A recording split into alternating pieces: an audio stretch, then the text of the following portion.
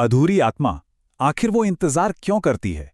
आज हम इसी सवाल का जवाब ढूंढेंगे एक हिंदी सुपरनैचुरल हॉरर कहानी अधूरी आत्मा का इंतजार के जरिए। हम परत दर परत इसके डर और इमोशंस को समझने की कोशिश करेंगे। तो चलिए शुरू करते हैं ये रहस्यमयी सफर। तो कहानी शुरू होती है इन लफ्जों से, बस थोड़ा और, तुम्हारे लिए एक सरप्राइज है।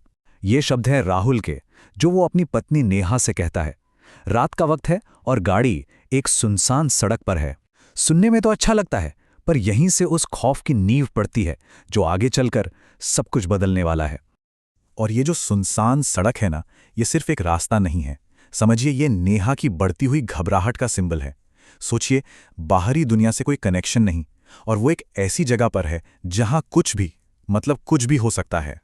और जब लगता है कि हालात इससे बुरे नहीं हो सकते, तभी एक और झटका।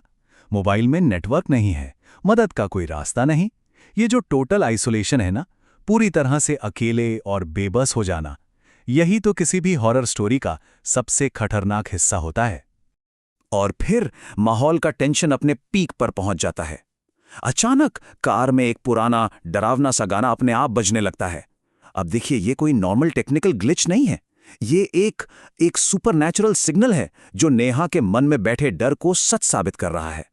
वो गिड़गिड़ाती है, वापस चलने को कहती है, पर शायद अब बहुत देर हो चुकी थी।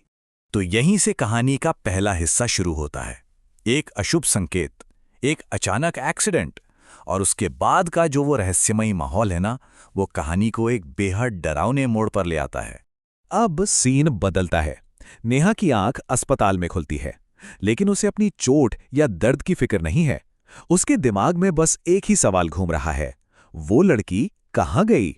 ये एक ऐसा सवाल है, एक पहेली का ऐसा टुकड़ा जो कहीं फिट ही नहीं हो रहा, और यही सवाल उसे एक भयानक सच के दरवाजे तक ले जाने वाला है। यहाँ कहानी में दो टाइमलाइंस एक साथ चलती हैं। एक तरफ है आज का रहस्य और दूसरी तरफ है अतीत का एक भूला हुआ सदमा। नेहा को धीरे धीरे याद आता है कि वो इस पहाड़ी शहर में पहले भी आ चुकी है, ठीक 10 साल पहले, अपने भाई आदित्य के साथ एक सीक्रेट एडवेंचर पर। तो चलिए अब थोड़ा पीछे चलते हैं, नेहा की भूली हुई यादों में। वो यादें जिन्हें उसके दिमाग ने कहीं गहरे दफना दिया था, अब वो परतें धीरे धीरे खुल रही हैं। और सच तो ये है कि आज के खतरे को समझने की चाबी उन्हीं यादों में छिपी है। तो हुआ ये था, 10 साल पहले की वो रात एक किसी बुरे सपने जैसी थी।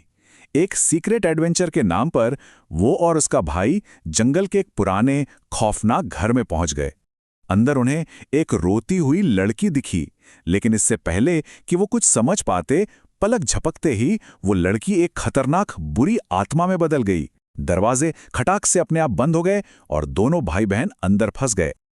और अब आता है नेहा के अतीत का वो सबसे दर्दनाक सच, वो राज जिसे उसके दिमाग ने शायद खुद को बचाने के लिए ही इतने सालों तक छुपाकर रखा था। सच ये था कि उस रात आदित्य ने अपनी छोटी बहन को उस बुरी आत्मा से बचाने के लिए अपनी जान दे दी थी। ये इतना बड़ा और भयानक सच था कि नेहा का दिमाग इसे सही नहीं पाया और उसने इस पूरी याद को ही ब्लॉक कर दिया 10 सालों के लिए। वापस आज के समय में आते हैं। एक रहस्यमयी आदमी नेहा को एक ऐसी सच्चाई बताता है जो वो शायद कभी नहीं सुनना चाहती थी। वो कहता है, तुम्हारे भाई की आत्मा आज भी इस दुनिया और उस दुनिया के बीच फंसी है। उसे मुक्ति नहीं मिली और उसे आजाद कराने का रास्ता सिर्फ नेहा के पास है। लेकिन सवाल यह है कि इस सब के पीछे है कौन? वो कौन सी आत्मा है? अब कहानी का फोकस उस आत्मा पर जाता है जो इस पूरी तबाही की जड़ है। चलिए जानते हैं अनामिका का राज। तो उस आत्मा का नाम है अनामिका। वो एक मां की आत्मा है जो अपने बेटे से बिछड़ने के गम में पागल हो गई थी, और मरने के बाद उसका यही दर्द, यही दुख भयानक नफरत में बदल गया। उसने उस घर में दूसरी आत्माओं को कैद करना शुरू कर दिया ताकि वो फिर कभी अकेली न रहे। और आदित्य वहां अकेला नहीं था। पता चलता है कि अनामिका ने न जाने कितनी ही मासूम आत्माओं को, खासकर बच्चों को, वहां कैद कर रखा था। वो घर अब एक घर नहीं बल्कि एक जेल बन चुका था, एक ऐसी जेल जहां से कोई वापस नहीं जा सकता। जैसे ही नेहा को अपने भाई और उन दूसरी आत्माओं की सच्चाई पता चलती है, वो पूरी तरह बदल जाती है। उसके अंदर का डर अब हिम्मत बन चुका है, और वो एक बड़ा फैसला लेती है। अब वो भागेगी नहीं, वो वापस उसी घर में जाएगी और उस सच का, उस आत्मा का सामना करेगी। और इसी के साथ कहानी अपने क्लाइमैक्स पर पहुंचती है। आत्माओं की मुक्ति। उस डरावने घर के अंदर एक फाइनल कॉन्फ्रंटेशन, जहां दांव पर सिर्फ नेहा की जिंदगी नहीं, बल्कि उन सभी फंसी हुई आत्माओं की आजादी है। तो नेहा अपने पति राहुल के साथ उस घर में लौटती हैं। लेकिन इस बार उनके साथ एक और शख्स है, अर्जुन, जो असल में अनामिका का ही खोया हुआ बेटा है। वहां उन्हें उन कैद बच्चों के कंकाल मिलते हैं और तभी अनामिका की गुस्सैल और ताकतवर आत्मा उन पर हमला कर देती है।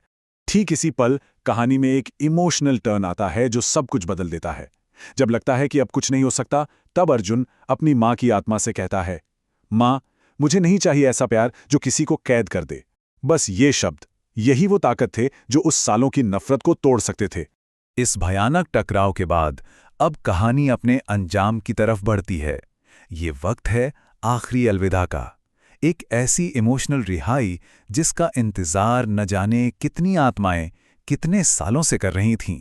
अर्जुन के उन शब्दों ने मानो जादू कर दिया। सालों पुराना श्राप टूट गया और एक एक करके सारी आत्माएं आजाद होने लगी। आदित्य भी आखिरकार उस घर की कैद से आजाद हो गया और उन सबको शांति मिल गई। और जाते जाते आदित्य की आत्मा अपनी बहन से कहती है, अब मैं जा रहा हूं मेरी छोटी बहन। ये आखिरी शब्द नेहा को वो सुकून देते हैं जिसके लिए वो 10 साल से तरस रही थी। ये एक भाई बहन के बीच का एक दर्द भरा लेकिन बहुत ही सुकून देने वाला अलविदा था।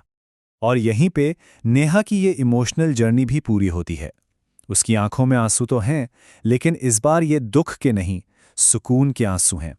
उसने सिर्फ अपने भाई को ही नहीं, बल्कि खुद को भी अतीत के उस भारी बोझ और गिल्ट से हमेशा हमेशा के लिए आज़ाद कर दिया था। तो आखिर में ये कहानी हमें एक बहुत गहरे सवाल के साथ छोड़ जाती है। क्या दर्द से जन्मा प्यार हमेशा कैद ही करता है? ये सवाल इस कहानी के सेंट्रल थीम को सामने लाता है, यानी एक वो प्यार जो कब्जा करना चाहता है और दूसरा वो प्यार जो आज़ाद करता है। इस पर सोचिएगा ज़रूर।